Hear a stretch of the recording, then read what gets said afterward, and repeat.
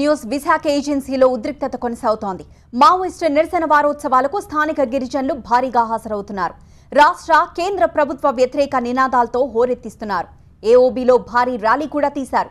సమాధాన్ పేరుతో అమాయకులను వేధిస్తున్నారని ఆరోపించారు. అధికార టీడీపీ బీజేపీ నాయకులను గ్రామాల నుంచి తరిమి కొట్టాలని పిలుపునిచ్చారు.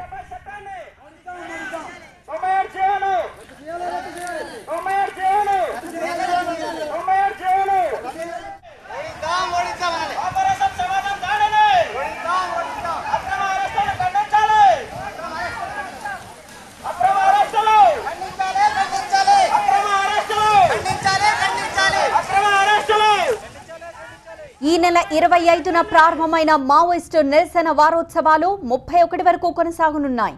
ఈ నెల 31న భారత్ బంద్ చేపట్టనున్నట్లు సిపిఐ మావోయిస్టు పార్టీ ప్రకటించింది. రామ్గూడ ఘటన తర్వాత మావోయిస్టులు ఉనికి కోల్పోయారంటూ ప్రభుత్వాలు తప్పుడు ప్రచారం చేస్తున్నాయంటూ మండిపడుతున్నారు.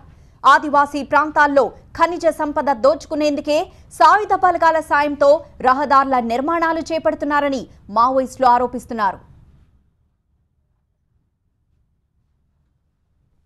ఇటు మావోయిస్టు నిరసన వారోత్సవాలు జరుగుతుంటే అటు బలగాలు కూంబింగ్ ను ముమ్మరం చేశాయి. పాడేరు, జీ మాడుగుల, పెద్దబైలు ప్రాంతాలపై నిఘా పెట్టారు.